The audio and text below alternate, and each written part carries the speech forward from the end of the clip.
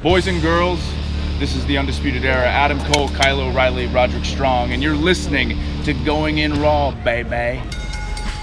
This is the glorious one, Bobby Roode, and you're watching Going In Raw. What's up, it's your girl, Sasha Banks, the Legit Boss, and you're watching Going In Raw. You like that? Hey, friendos, Larson here, and welcome to Going In Raw.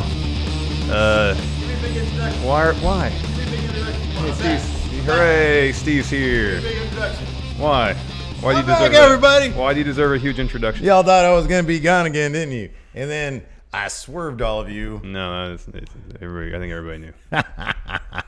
Everybody knew. Oh, my goodness gracious. Anyways, no, there's people in chat saying, Steve going to be here? Steve going to be here? Oh, You thank didn't God say Steve's you going to be weren't, here. so the assumption would be that you would be. Oh, yeah, no, man. They're all wondering about that. Anyways. I don't know if anybody's necessarily chomping at the bit. Ooh.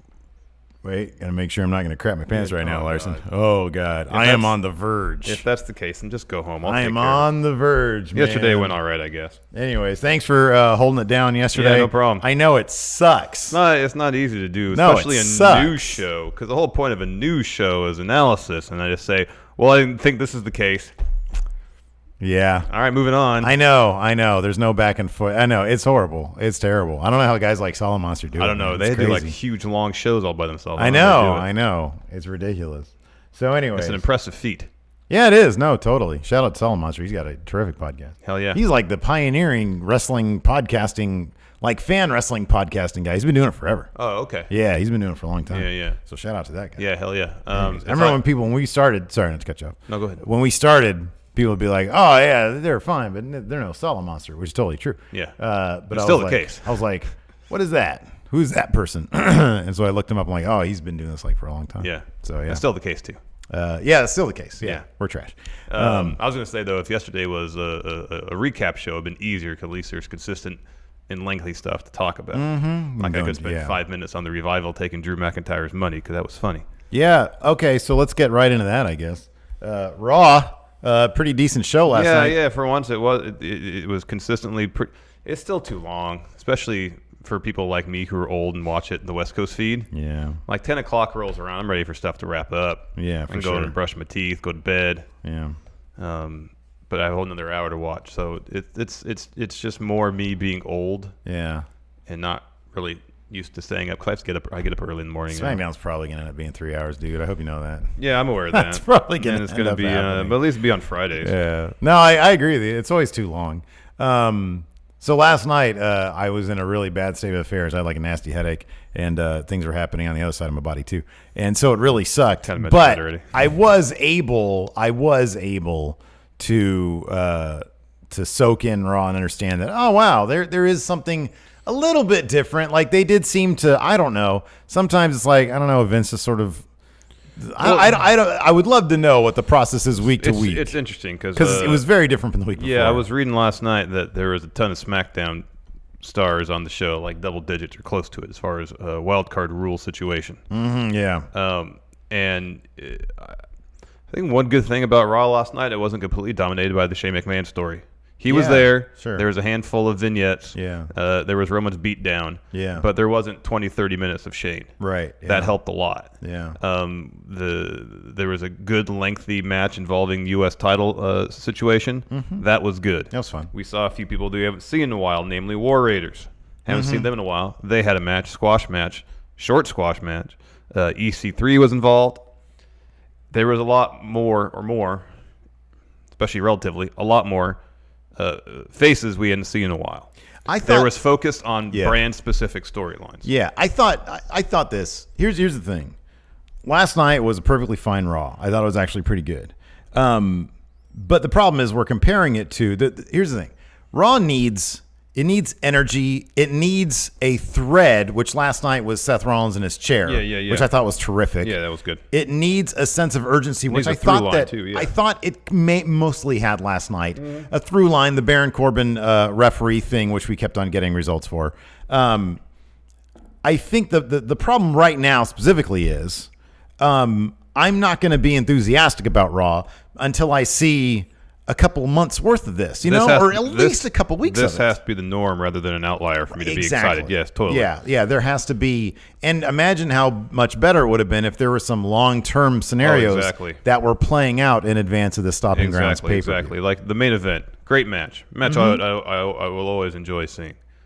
Have some build for it. Yeah, I know. They tried to build something on the episode saying, well, Seth has never beat Daniel Bryan. Yeah. But like in the Raw preview, it made it sound like that Daniel Bryan was being forced to go to Raw. Yeah. All this stuff. Yeah. Because they didn't know, man. No, they didn't know. They had to justify some storyline last minute instead of having some build. Yeah. Just give us a build because that's like a pay-per-view level main event. No, it totally is, and it seemed obvious that it's a bit reactionary. Totally. A lot of obviously they sort of. I think that Vince, maybe a bit more now, has his finger. Okay, no, sorry, I'll backtrack.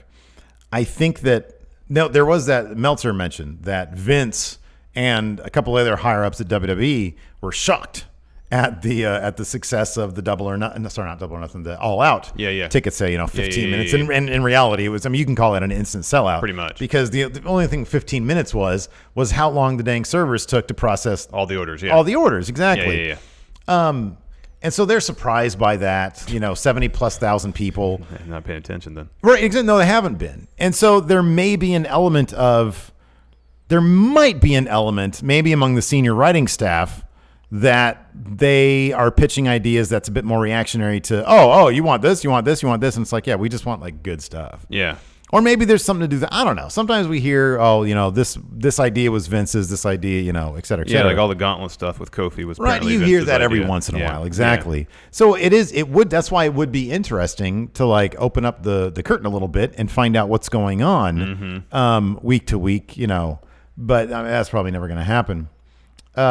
But no, it did seem it seemed reactionary in a good way, in a way that seemed to address what a lot of people want. You have the best roster on the planet. Let's see it. And we got that. War Machine, where have they been? Oh, you got that too. Yeah. And so the revival and this little faction that feels more. Last night was like the first time it actually felt like a faction. And it was pretty good. And it was pretty good. And Drew took more of a center stage role. Yeah. While also seemingly even more like a henchman. I love the stuff with Heath Slater. Yeah, I know, but Shane literally going, go take care of that. I know. Yeah, last night felt reactionary without necessarily feeling desperate. Right, exactly. Which is an important distinction. Yeah, for sure. So I thought it was decent. I want to give a shout out really quick. We have some new channel members. Can you give them some shout-outs? For Patreon. That's the one thing I forgot to do yesterday was shout out the new patrons. So okay, cool. Please do so. Let me go back. Okay, so I remember we left off on Lizard Man. Yeah. That was the last one we left off on. And of course on the Patreon at patreon.com/Stephen Larson. Even at $1, you get a shout out here on the show. At $5, you get 5 bonus episodes every single week. We've got new patrons from the weekend. Walk with Joe, 5-star Chaff Splat, Sambath Vong, Nathan Bayonne, the Brute Squad, Thomas, Broccoli told me to do it, so I did it. That's a name of a person. That's good. And Chris Galaviz. Thank you all. Thank you, everybody, for your support. New YouTube channel members. You got Scotty Furnace, Timu Wathan, and Donald King. We have our own Don King. Oh, wow. Going in Raw's own Don King. Yeah, exactly. Anyways, let's just hop right in. Yeah, let's hop right in the show. Show opened up with Elias sitting in the middle of the ring inside Staples Center, and he said he was talking to his friend Anthony Davis, and he said, Tony, why would you want to go to L.A.? And according to Elias, AD's response is, it's because I'm garbage, and I'm going to surround myself with garbage. That was pretty good. So before he got too much in, Seth Rollins. He says, Baron Corbin asked me to come out here. Oh, yeah, guest referee, yeah. He takes his robe off, and he's got a referee tank top on. And then, immediately Seth comes in, lays him out from behind with a chair, and beats the hell out of him. I was pretty shocked at this because by the time Seth was done with the chair, it was only 5:04. Yeah. So last night, they fit a lot in. Everything was pretty much shorter. See, it felt like nothing necessarily overstayed its welcome, which is a rarity on Raw, because generally, especially the opening segment, overstayed its welcome by about threefold. Oh, yeah. So Seth grabs the mic and essentially says, anybody out there who's considering being Baron's ref, you're going to get this chair. This is your first and last warning.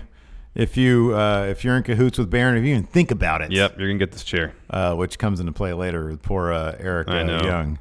Seth Rollins' so-called friend. The provocateur. The auteur. Seth says, "Yeah, we go way back. We're friends." Went skunk. Destruction. Yeah. So, anyways, that was good. That set up the rest of the night, and we got to see that. And I love Seth in his chair. Anytime Raw actually tries to tell the story over the duration of the entire show, it benefits the show greatly. It does, and it's action, not talking. Yep. That's what's great. That's what needs to be action now. Then we got a fatal 5-way, number one contender for U.S. title, Miz versus Bob Lashley. What was that? Sorry, Discord. Versus Cesaro versus Ricochet versus Braun Strowman. So Elias is still in the ring selling chair shots. So Miz comes in, drops Elias with skull-crushing finale, and then Lashley spears him. Cesaro gives him a swing. Ricochet hits his one-kneed code breaker, and then finally Braun drops him with a power slam. Elias got beat up. Again, it was a very clever bit. Yeah. Should tell us that nobody likes Elias. Yeah, exactly, yeah.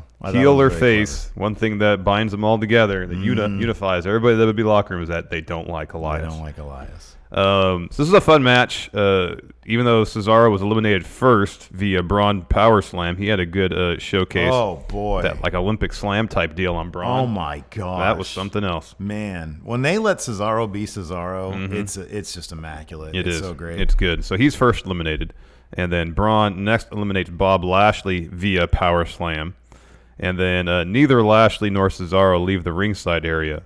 So when Braun's putting it to Ricochet, Lashley comes in, spears Braun. Cesaro falls with the neutralizer, and then Ricochet more or less just shrugs and is like, well, this is how it's going to have to be. He goes to the top, hits the 630, pins Braun afterwards with some help from Bob Lashley and Cesaro. Yeah. Braun is eliminated. So then Braun beels Ricochet out of the ring onto Lashley and Cesaro, and then Braun chases up the ramp after Lashley and Cesaro while Ricochet gets back in the ring. Finish saw Ricochet catch Miz off a springboard, hit his one-kneed codebreaker, followed with a 630. He gets the win. Joe comes in, attacks Ricochet after the bell, but Ricochet fends him off. That's your U.S. title match for Stomping Ground. Actually, a match I'm somewhat excited for. I'm excited for this match. With the understanding that Ricochet's not going to win this thing, this is simply a precursor to maybe somebody higher up on the food chain for Samoa Joe. Or it could be a precursor. I think you're about to be optimistic. I like it. Yeah, it could be a situation where there's a wonky finish, dirty finish.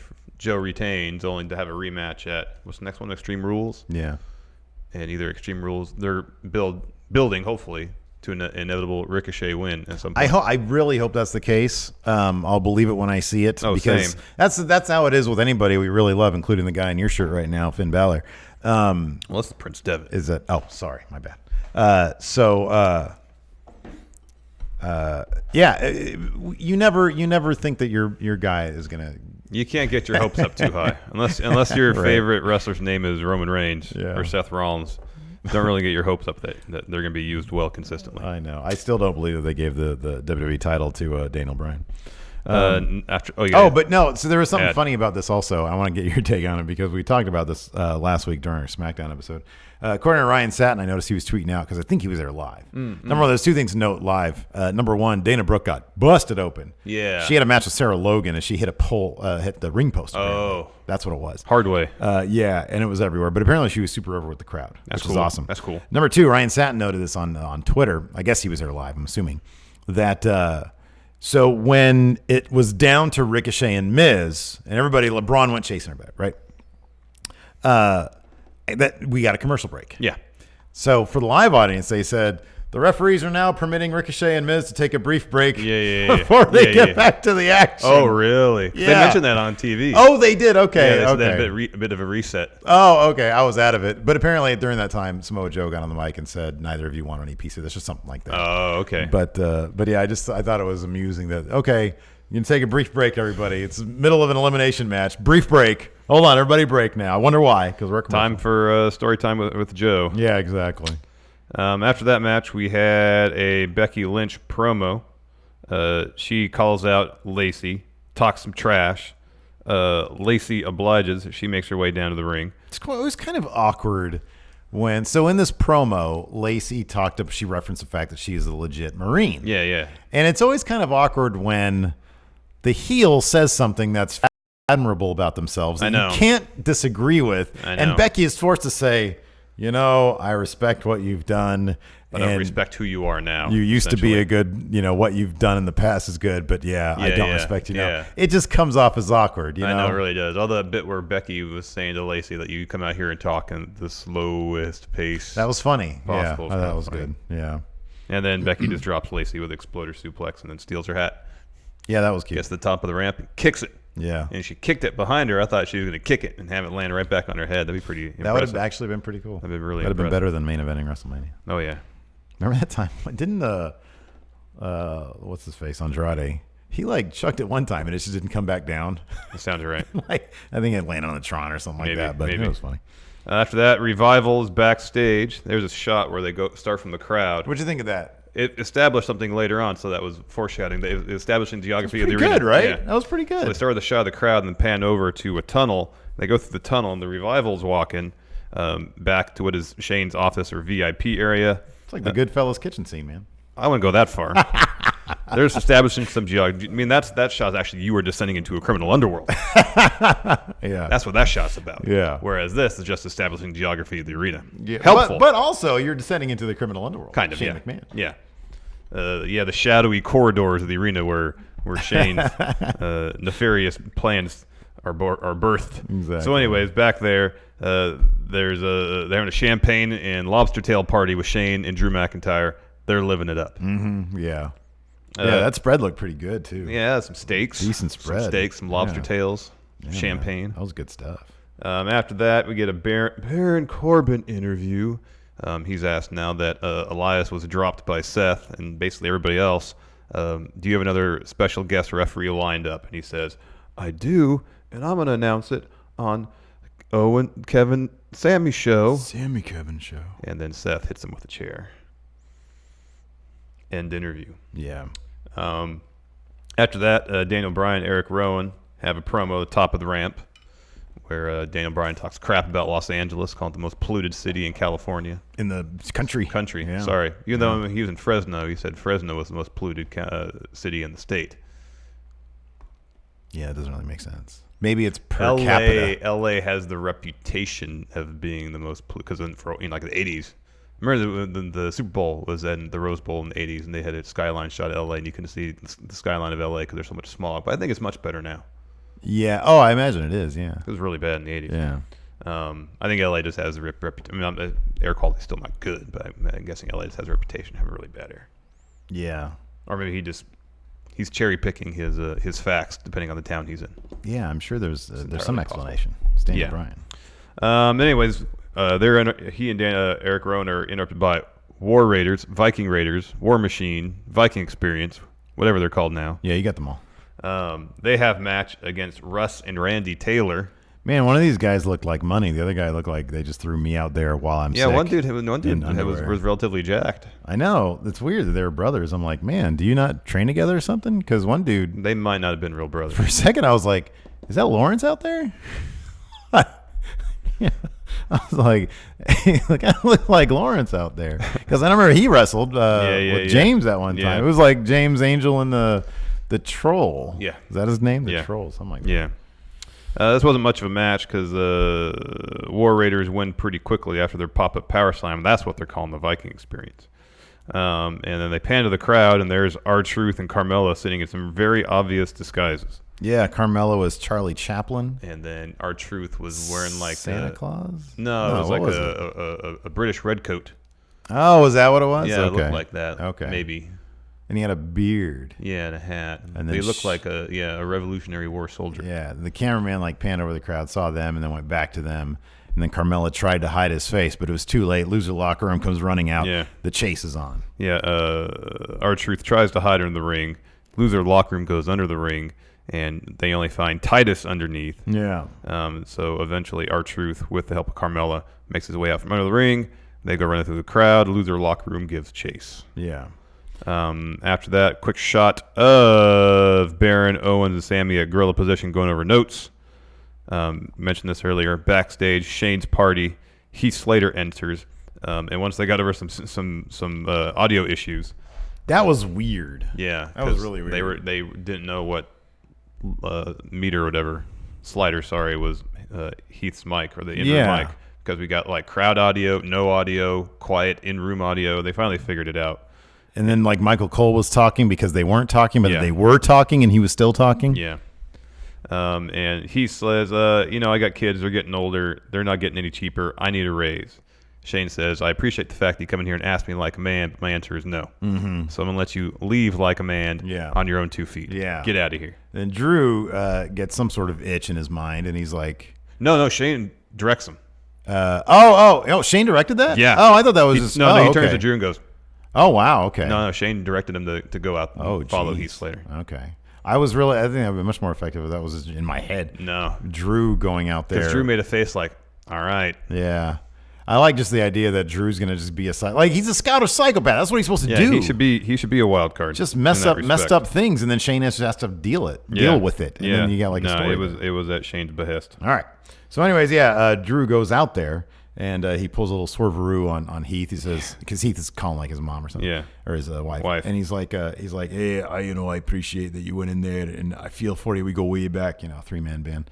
And he brought some, and Heath's like, no, I'm good. And Drew sort of accidentally drops it. Yeah. Heath goes down, and then Drew just annihilates him, like rams his head up against the wall and everything. Yeah. Revival come out, and Shane to kind of break it up.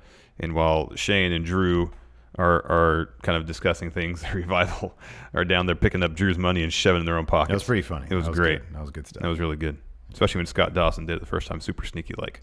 This is a small thing. This is such a small thing.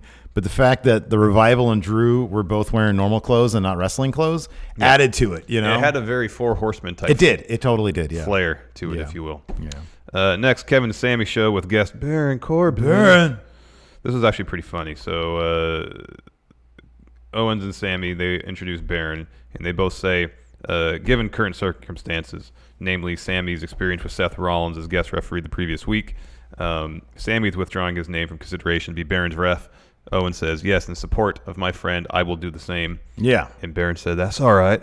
I found someone who's more super qualified to count 1, 2, 3. He was like, I have a whole line of people out there, but I found EC3. So EC3 comes out of the stage, and he gets laid out by Seth with chair. Mm-hmm. Yeah. And then Baron grabs the mic and says, well, I guess back to the drawing board. That was funny.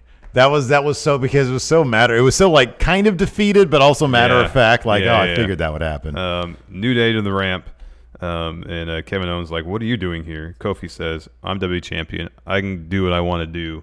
And the New Day can as well. Baron proposes a 6-man tag match, and then the New Day say, well, if there's only a referee who can sanction this match, and they all look over, there's EC3. They pick him off the stage and kind of do a Weekend at Bernie's type deal with him. Yeah, where they ask, hey, EC3, are you fine to ref this match? And they shake him like pretty violently. Yeah. So his head's nodding yes. Yeah. And then Kofi does an EC3 voice. Green lights the match. They work their way down the ring. They let go of EC3, and he just falls flat in his face. I like that, though, during the Weekend at Bernie's stuff, he was amplifying it with his own movements, when they'd have him nod yes, he'd be doing it. Yeah, he was really going. It was good. It was really good. Yeah, it was pretty funny. Hats off to EC3 for making the most of every little opportunity. Whatever he has, yeah, exactly. After that, this was an odd segment. We get AJ Styles in the trainer's room being tended to. Apparently, he's going to be cleared to return shortly. In walks the club in their old doctor's outfits, which they haven't worn in like at least a year, if not more. Oh my God, more than that, yeah. Yeah, that's an old reference. That's a while ago. So they're joking around with AJ, and then AJ starts to lecture them, saying, what's going on? You guys are too comfortable. When's the last time you've won a match? When's the last time you had a match on TV? They're like, look, good brother, we're headed to All Elite Wrestling soon. I know. And then he says, you guys are too comfortable. What, you making too much money? And they're talking about jet skis and all that kind of stuff. And I'm like,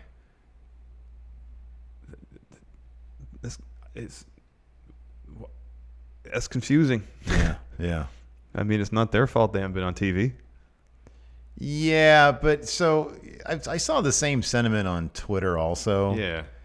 I kind of like when they explain away bad booking and not having opportunities on TV by saying that they're lazy. Yeah. Like, I'm okay with that because, I mean, you can't just say, hey, What have you guys why have you guys not been booked? Why has Vince not written you into the show? Yeah. You know, I mean, I know it's a weird line between the two of them, but I kind of get it. It's like the idea they've been gone is because they've been lazy. I know, but I feel like that's passing blame for their absence on TV to the performers when it doesn't seem like it's their doing, you know? Yeah. No, I know. I get it.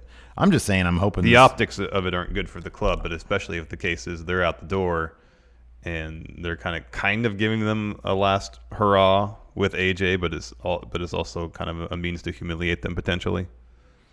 We'll see. Well, if that's what it is, it's terrible. Of course, absolutely. Yeah, I agree with you there. I just hope that it's the other thing. I hope that it's what they did with the revival. Mm-hmm. Hey, you have some concerns about stuff. You're looking to get out of here. WWE needs to be concerned about people that they've underutilized. It's one thing to let go of a Ty Dillinger, but the club, and they acknowledged this on TV last night when they were during entrance or whatever. They're 3-time IWGP Tag Champions. One of the most respected tag teams that we have, et cetera, et cetera. And they need to get back on track. I'm hoping this just means they're going to start doing something more with them. That'd be nice. I mean, I know that's probably talk about being cautiously optimistic when I shouldn't be, but still. Next, New Day versus Baron, Owens and Sami, and for some reason, EC3's Twitter account. And for some reason, they make this a 2 out of 3 falls match. Don't know why. Still, they just did. Anyways, first fall saw Xavier Woods pin Sami with a roll-up, and then towards the end, Corbin accidentally hits a clothesline on Sami when Kofi ducks it. Owens gets in his face, super kicks him, and then he and Sami leave the ring, and then Kofi hits Trouble in Paradise on Baron, pins him, New Day win 2-0. Yeah. The first fall seems largely unnecessary. They could have just finished the match that way. Mm-hmm. Yeah. Yeah, I know. I understand it. Yeah, I know. Next, Nikki Cross and Alexa Bliss backstage. Alexa gifts Nikki, a mug, and inside the mug is a little scroll. Yeah, that was kind of an interesting touch. Yeah. And it says that the gift is a tag title match. Yeah. Later on this evening. On a scroll. Yeah. But it is what it is. It's very formal. Yeah, it's very formal. After that, Paul Heyman promo. This was good. Yeah. I like this because he was freaking out a little bit about Seth Rollins, or was acting freaked out about Seth Rollins in his chair, and saying that's the only way Seth Rollins can beat Brock Lesnar is with a chair. He can't go to man to man. Brock might be here tonight. Might be there at Stomping Grounds. He might not be. Yeah. Heyman said he's also not going to be the guest referee at Stomping Ground. Yeah. He started out with that. That was the good stuff right there. And then next we had Baron and Eric Young talking backstage. Baron was pitching EY on being the guest ref. Eric Young said he'd taken it into consideration. He looks really different with no hair. He's almost unrecognizable from what I'm used to seeing him as member of Sanity. Yeah, I've seen enough glimpses of him to be okay. And plus, I think I watched a little bit of his stuff back in TNA when he didn't have pre-beard. But yeah, he definitely looks like generic wrestler at this point. It's kind of a bummer. Mm-hmm. The whole Sanity thing is a giant bummer. It's a huge bummer, man. Yeah. So anyways, he's walking away from that conversation, runs into Seth, and Eric Young's like, I just told him I'd consider it. I'm not going to do it. Mm-hmm. And Seth's like, I know. We go way back. And I wouldn't expect you to do that to me. And then he just lays him out with a chair anyways. Yeah. I like that because even talk to Baron Corbin and you're out. Yep. Poor Eric Young. I know. Next, Usos promo. I'm happy even with the move to Raw from SmackDown. They let him do their atmospheric promos. Mm-hmm. Yeah, that was cool. I was happy about that. There was a lot of fog in this one. There was a lot of fog. Yeah. And then that led to the Usos taking on the Club. Mm-hmm. Earlier AJ said referred to the Usos and not the Club as the best tag team in the world, or one of the best tag teams in the world. The Club were dominant until Carl Anderson decided to start throwing up 2 sweets. Yeah, man. And then you could see AJ. I don't know if they cut during the match after right after the 2 sweet thing. They cut during the match back to AJ. Yeah. They cut to him once when things were fine.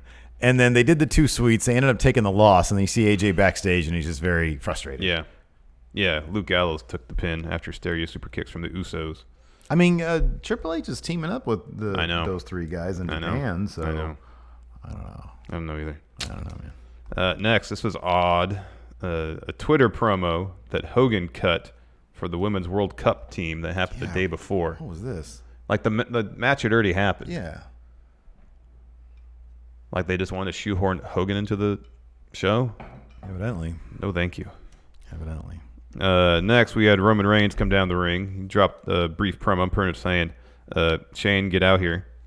Shane shows up in the Titantron. Essentially says, no. Then he passes the vocal duties over to Drew. Drew says he's going to destroy Roman at Stomping Ground. This is a really good promo. Yeah. Roman leaves the ring, and thankfully for the shot prior, we know exactly where he's going based on how they laid out the geography of the arena. That is some inspiration right there, man. That is some inspiration. Some decent cinematography. It is. So he heads to the party backstage. He's intercepted by the Revival in the corridor. He lays them out. Roman goes into the VIP room, goes after Drew and Shane. Roman puts Drew through the catering table. Thankfully, there was no more lobster or steak on there to be wasted. Oof, yeah, that'd been rough. That'd have been rough. Shane tries to run away. Roman gives chase, intercepts Shane by jumping over the barricade ringside. Back in the ring, Shane eats Superman punch and a spear, all while wearing some Travis Scott Jordan 1s, expensive and secondary mark expensive shoes. How much do they go for? I don't know, probably like $800. Ooh, my I'm just goodness guessing. gracious. I'll look right now. Oh, though. man. After that, while you do that, after that we had Bailey, Naomi, and Natalia backstage. Man, I kind of remember this. At this point, I was in pretty bad shape. But I remember Charlie gave an interview with Bailey. She said there was some business on social media or something. About $1,000. About Bailey. Wow. About, let me see those. Yeah, they're okay. About Bailey dissing a fan outside for wearing a Alexa Bliss shirt or Nikki Cross shirt or something like that. and Nikki Cross shirt. And Bailey says, oh, that's just Alexa's doing. Yeah. And then the phone makes its way over to Natalia and Naomi, and they're all acting like, well, okay, well, maybe this is Truth exposed. Yeah, maybe. Yeah, man. I like it. Give Bailey an edge. Have her be like, take the Sasha thing of like not liking fans when she's outside like WWE. Like, hey, I'm at the airport right here. F off. I haven't slept in a day and a half. Right, exactly. I got mud butt. Leave me alone. Yeah. Next, Iconics versus Alexa Bliss and Nikki Cross for the tag titles. We get an Iconics promo beforehand. Talking trash about Los Angeles. Yeah, what did they say about Los Angeles? It had A-listers and stars. I forget what the punchline was. In any event, they had a match. Yeah. Bailey comes out, sits ringside. Yeah. Towards the end, Billy Kay knocks. Gosh, I can't talk today. Billy Kay knocks Alexa off the apron. Bailey is sitting at the foot of the ramp, kind of in an office chair. She gets up in Alexa's face. Alexa shoves her. This distracts Nikki for a bit because Billy gets a roll-up win. Iconics retain. Yeah, they actually got a win.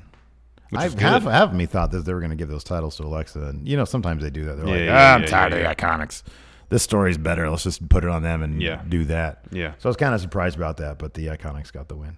After that, Alexa and Nikki were backstage. I forget what happened on that one. Do you remember? Post-match? It was Nikki more or less accepting responsibility for the loss and says, you've showed me now Bailey's true character. I hope she loses on Sunday. Oh, yeah. She and said, I I'm will going to be in your there corner. Okay. ringside for your match. I remember that.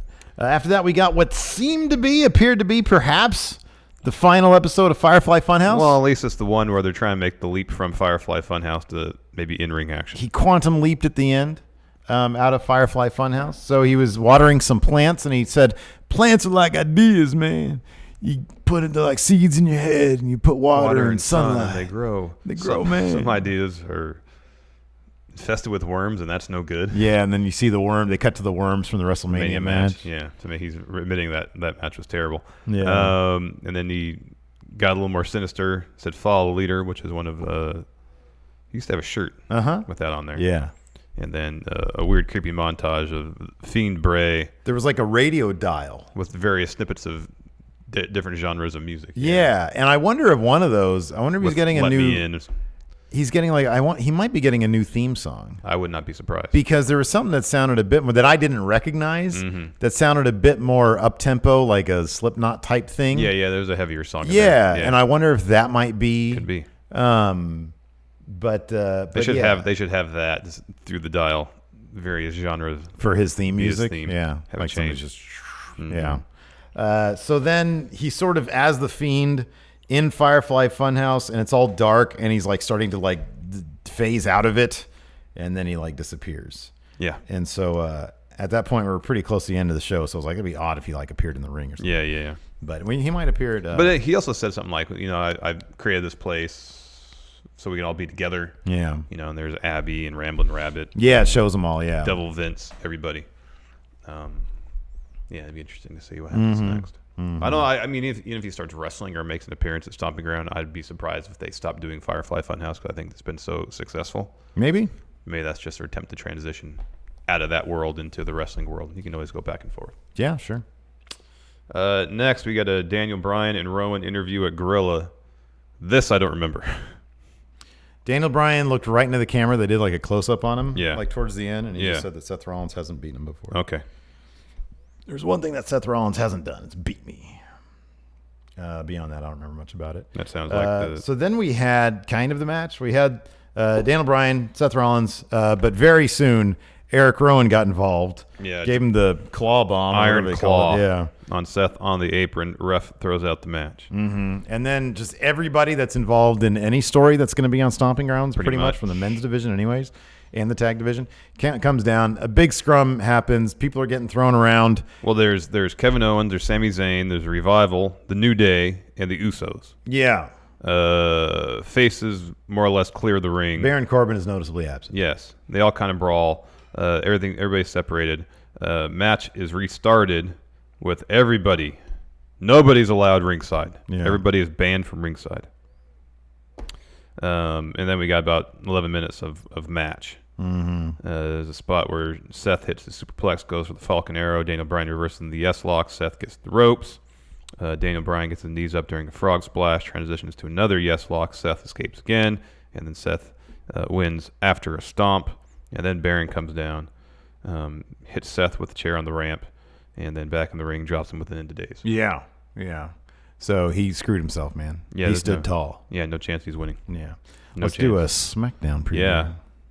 First, Xavier Woods and Dolph Ziggler to battle it out on the blue brand, with Dolph Ziggler's WWE title opportunity against Kofi Kingston inside the confines of a steel cage at Stomping Grounds rapidly approaching. Xavier Woods will look to get a crack at the show-off a few days earlier tonight on SmackDown Live. Woods and Ziggler have mixed it up numerous times since Ziggler's return last month, including a chaotic brawl on Raw that saw the two wild cards battle all over the arena. Woods, of course, ultimately played a vital role in the WWE title match at Super Showdown, which led to Dolph petitioning for Jesus Christ. This is going on forever. I know all this stuff. Or will the show off, or will they just... Okay, yeah, so Dolph's going to be there. Yeah. Bayley and Alexa Bliss to come face-to-face on A Moment of Bliss before they collide at WWE Stomping Grounds. These are long previews. It is.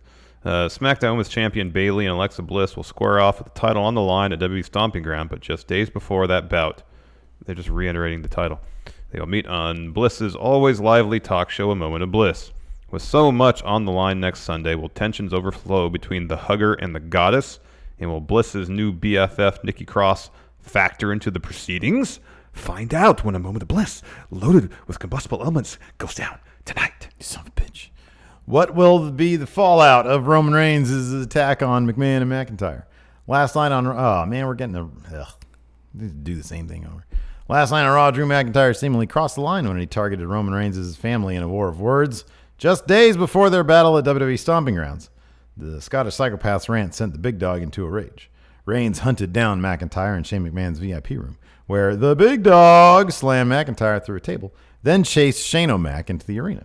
The best in the world thought he had gotten away from Reigns, only for Big Dog to fly over the barricade and go to the attack. We know this happened. Mm-hmm. Will there be any fallout from this wild throwdown just 5 nights before Reigns and McIntyre square off at Stomping Grounds? Will Daniel Bryan and Rowan finally accept Heavy Machinery's challenge?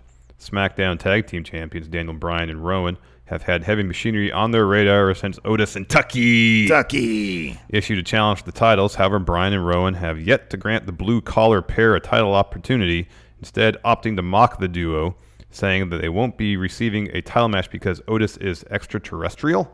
I didn't hear that. Heavy Machinery sent a message to the champions last week by demolishing the YOLO. He's an alien now? That's what he's saying. Demolishing the YOLO County Tag Team Champions. That's Dave Dutra and AJ Kirsch. But will they get a chance at the Blue Brands Tag Team titles sometime soon? Yeah, I don't remember. They got to put those YOLO County titles on the line too. They've been selling those things. Like, you can buy those. I know. Go to AJ Kirsch's Twitter account, and he has a link there. Dave Dutra has shirts. Yeah, that's right. They're making those titles. Good. They're just good price too. It's only like $10. Yeah. Or 15, something like that. I think it's 10 for one, 15 for two, and no shipping in the U.S. It was something like that. Something like that. Anyways, I mean, if they want some more cardboard, we have a ton back here. Yeah. We can make a bunch of them. Yeah. Can R-Truth hang on to the 24/7 championship? Did they ever go with R-Truth, the whole being locked in the thing? Did they do it on social media at least? Maybe. They didn't do anything on the episode after making a huge deal about it. The case containing 24/7 champion R-Truth made it to LA for Raw last night, and a disguised Truth and Carmella attempted to watch the Red Brand from the WWE Universe.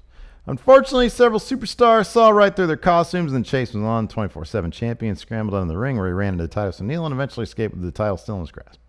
Will Truth make it through Tuesday night with his coveted title? Find out on SmackDown Live tonight at 8/7 Central on Fox Network. Woohoo! No, USA Network. That's where it is.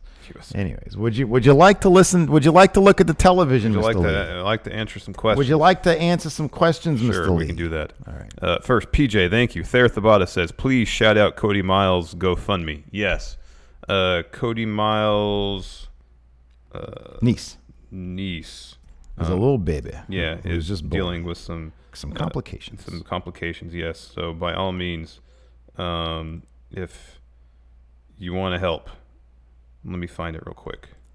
I'm tweeting it right now. Okay, there you go. Steve will tweet it right now. With a bunch of hearts. A ton of hearts. And a bunch of arrows going down. There you go. And I will tweet that. Yes. And I don't know if you're allowed to. Are you allowed to pin a retweet? I don't know. If you can, I'll do it. Cody's top-notch friendo. I'm pinning this. There you go.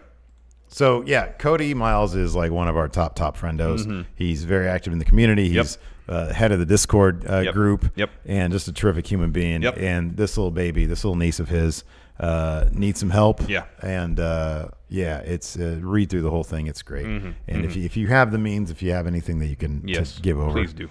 Please do. Dom L. SmackDown live tonight. I can feel it. Who's ready? I don't know, man. She wasn't mentioned in SmackDown preview. No, maybe after Stomping Ground. Although Moment of Bliss typically has a lot of people show up, so maybe the Moment of Bliss with Bayley and Bliss. Maybe kind of nowhere though. Maybe be any TV time is good TV. No, I agree. Austin Luff, you guys see the Raptors parade? Does Kawhi stay? I don't know if anybody can get the read on Boardman. You know, I mean, he's gonna get paid. Get a big sack of apples for him. Apparently, he likes apples. Oh, really? Apparently, that was a thing of some sort. Oh, okay. Yeah, he's some. You know, how, like the greats always have weird quirks. Yeah. His is apples. He likes apples. Yeah, well, apples are delicious. Apples are amazing. They're great. What's your favorite apple? I like the Red Delicious. I think I like the Gala apples. Okay, They're yeah. not as sweet. Yeah, but they still have sweetness. That's crisp. good. Sometimes with Red Delicious, they can be too mealy. Mealy, soft. Oh, you think so? They can be. I like them because they're crisp. No, I mean generally apples are supposed to be crisp, but I find like supermarket Red Delicious tend to be mealy. Really? They can be. I mean, I think it's been a while since I've had one. It's something that can happen to apples. Period. When I had them, I felt that I liked them. I can't stand soft apples. I don't like. Lacey likes Granny Smith, the green ones. Yeah, those are too tart. They're good. They're good for baking. Like if you want to make apple pie, you want to use those. Yeah, right. Otherwise, it's too sweet. Too tart. It's what? Too sweet. Throw it up. No chance Throw it up. Throw it up. So, anyways, does Kawhi stay? I don't know. In his mind, he could think, well, I brought this city a title. Time to move on. Or he could think, oh, we could have something really special here. I want to win more titles. I'll stay here. I don't know. I don't know, man. You got LeBron and AD together now. Yeah, they need another piece, though. They need several more pieces. Yeah, and then the Warriors are going to be compromised this year. They're going to be trash this year. But you got the Nuggets. They're going to be a good team. You still got the Bucks. They're going to be really good. Yeah. Chris Paul, he's not happy in Houston, evidently. Maybe he'll get traded to the Lakers. Yeah, I wonder if he'd be I don't know happy what they with have that. to trade at this point, though, other than Kevin Kuzma. They have a bunch of money to spend. Oh, yeah, he's on Yeah, that'd be a contract. trade because he's got another 2-3 years on his Oh, deal. man. Anyways, let's see. This here. isn't a basketball podcast. No. Does Woj have a podcast? Oh, I'm sure he's got to, man. Yeah. He'd make so much money. Oh, hell yeah. Dropping bombs every day. Mm-hmm. Greg Morris, would it be more acceptable if Shane was just the leader of a faction a la Bischoff NWO or Heyman in the Dangerous Alliance? Yeah, that's how it should be. Yeah, that's how it should be. Joshua Martinez debating on going to SmackDown next week in Portland. Wait to see if I win free tickets or get second row. Depends on the price. If you can get second row for a decent price, like $100, it's always a fun time.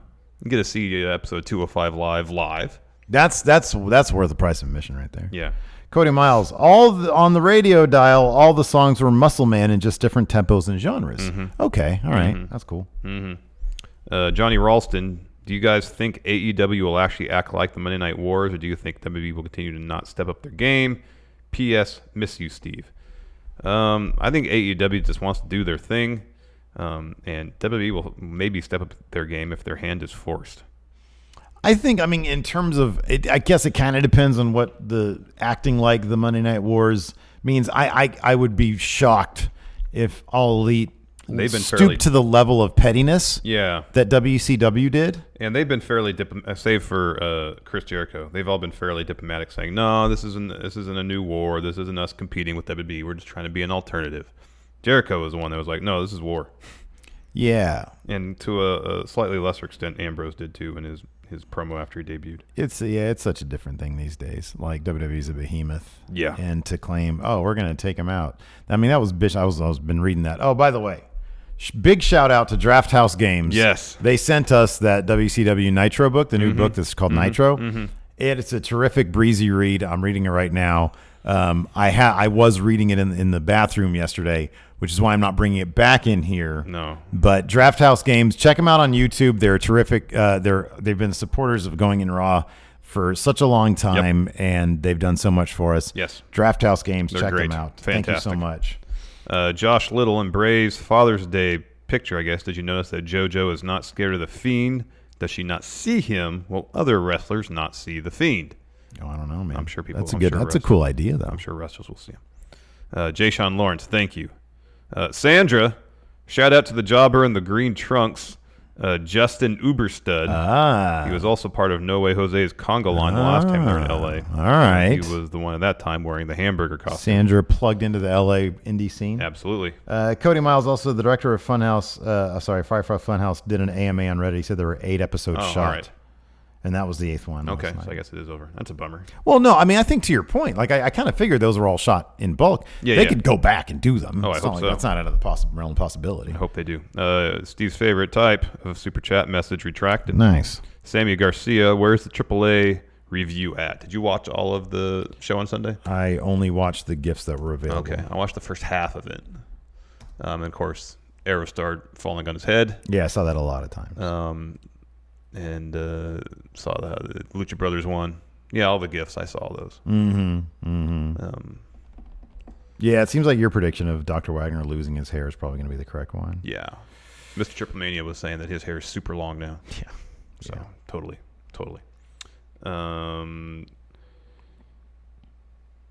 Dark Leon, AJ and the club teaming up again? Maybe. It'd be weird if this is all a feud between AJ and the club. Yeah. I think he's going to get him whip him into shape. There's about, does anybody else catch Corey Graves saying he should be happy he has health insurance after Heath Slater got beat up by Drew? Oh, that's funny.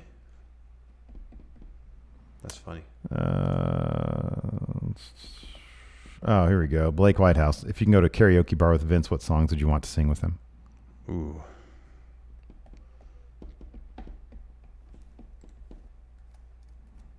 Whatever that weird WrestleMania, that Slammy Award dance was. I want to hear Vince sing some Leonard Cohen. That's good.